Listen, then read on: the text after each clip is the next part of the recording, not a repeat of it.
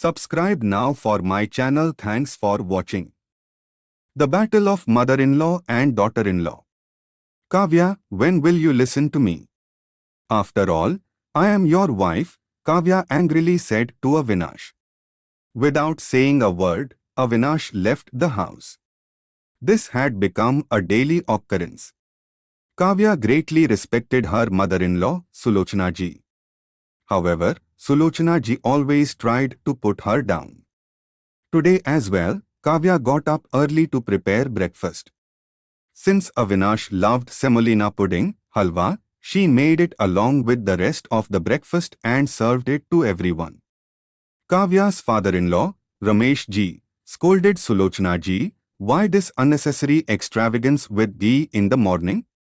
Sulochana ji, reprimanding Kavya, asked, "Why, daughter-in-law, did this ghee come from your parents' house?" "Mother, Avinash loves halwa, so I made a little," Kavya replied, looking at Avinash, hoping he would say something. But then Sulochana ji said, "I know everything, you are just using my son as an excuse because you wanted to eat it yourself." Avinash quietly continued his breakfast. Tears welled up in Kavya's eyes. It hurt even more when Avinash left for the office without touching the halwa. Kavya got busy with her household chores while Sulochana ji continued muttering in the drawing room. After finishing her work, Kavya went to her room and started crying. Her father had raised her with so much love and care. She still remembered a time when she had asked for carrot halwa, but her mother had made semolina halwa instead. When her father found out, he immediately went to the market and brought back a lot of carrot halwa, and for the next few days, without her asking, they made carrot halwa. Now, she was being scolded for making semolina halwa. She wasn't angry at her in-laws but at Avinash, who couldn't say a word in her defense. In the evening, when she complained to Avinash, he simply said, "In this house, only the food that mother likes is made. From now on, don't make anything that I like." Kavya stopped talking to Avinash. What was Kavya's fault? Was it just that she loved Avinash very much? A few days passed in this manner. One day, Kavya said to Sulochana ji, "Mother-in-law, I want to go to my parents' house for a few days. If you permit, I would like to leave today itself. My mother had called several days ago. She said that father is not well." Sulochana ji responded, "Whenever you go there, you don't come back for at least a week. Who will do the housework here? Your father-in-law and my son come home tired in the evening. They won't even get food here. I am feeling dizzy. I can't cook. If you must go, go for just one day." With a heavy heart, Kavya reached her parental home for just one day. On arriving, she was even more surprised. "Where are brother and mother and father?" she asked nervously.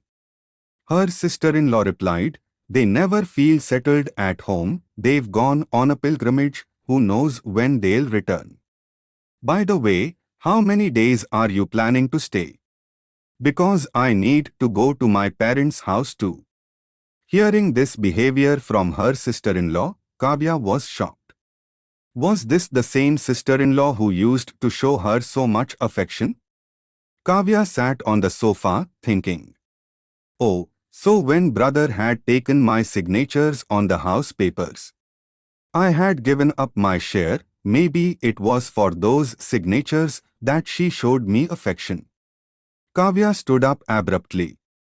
"Bhabhi, I just remembered I have some work. I'll come back later," she said and quickly left the house.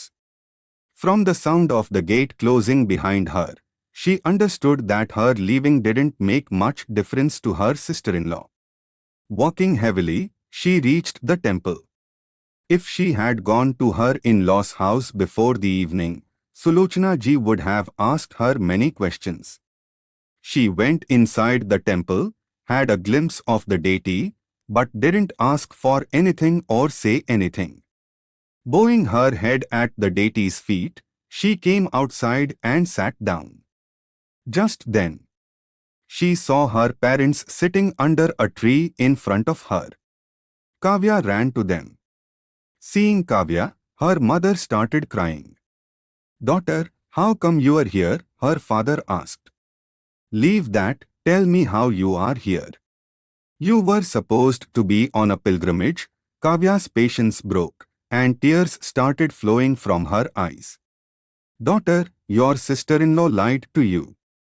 To invest money in the business, your brother transferred the house in his name, mortgaged the papers with the moneylender, and then we became a burden. They threw us out of the house. What will happen now, Papa?" Kavya asked, crying. "Daughter, don't worry about us. We'll go to some old age home. You go to your in-laws' house and don't tell anyone about this," her father replied. Seeing her parents in this condition, she wanted to take them with her, but where she herself wasn't valued, what respect would her parents get? With a heavy heart, Kavya walked towards her in-laws' house. Today, she regretted being a girl. She wished she could do something for her parents. She came home and, with great difficulty, finished the household chores. After that, she went to her room and sat there silently. Tears were streaming down her face.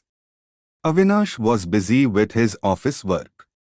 When he came to bed, he asked Kavya, "What's the matter? Did something your mother said upset you again, making you cry?" Kavya couldn't hold back anymore and told Avinash everything, crying. "Should we bring mom and dad here? Where will they go at this age?" Avinash didn't reply and turned over to sleep. This made Kavya very angry. "From today, I won't take care of his parents either. Let's see who will take care of them." Crying, Kavya fell asleep. As 2 or 3 days passed, her worry increased. One day, she went to the temple under the pretense of buying vegetables, but her parents were not there. "Pandit ji, my parents were sitting under that tree for many days. Do you have any idea where they are?" "Is your name Kavya?" the priest asked. Hearing her name from the priest's mouth, Kavya asked, "Yes, but how do you know?" "Your parents gave me this address and said they live there now." Kavya looked at the address. It was not far from there. She took an auto rickshaw and reached that address. When she knocked on the door, a girl came out. "The priest gave me this address," Kavya said. "Are you Kavya Didi? Come inside." Kavya didn't understand anything. When she went inside, she saw her parents sitting on the sofa. Seeing them, Kavya started crying. "Daughter, why are you crying now?" "Because of you, we got this house." Kavya looked at them in surprise. "But mom, how are you here, and who is this girl?" Her mother then said, "Daughter, do you remember that after your marriage, your mother-in-law demanded 40 lakh rupees because Avinash wanted to start a business? Your father fulfilled their demand so that you could be happy. The day after you met us, Avinash came. He returned your father's money because he did not start any business. Your father refused, but he insisted. After that, Avinash met a property dealer and bought this house within 2 days, with 5 lakh rupees remaining. He arranged for this girl to take care of us." "But mom, he didn't tell me anything," Kavya said, tears streaming down her face. She returned home crying.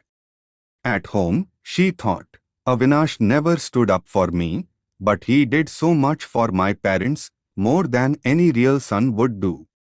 At night, she asked Avinash, "Why did you do this? What will happen if mom finds out?"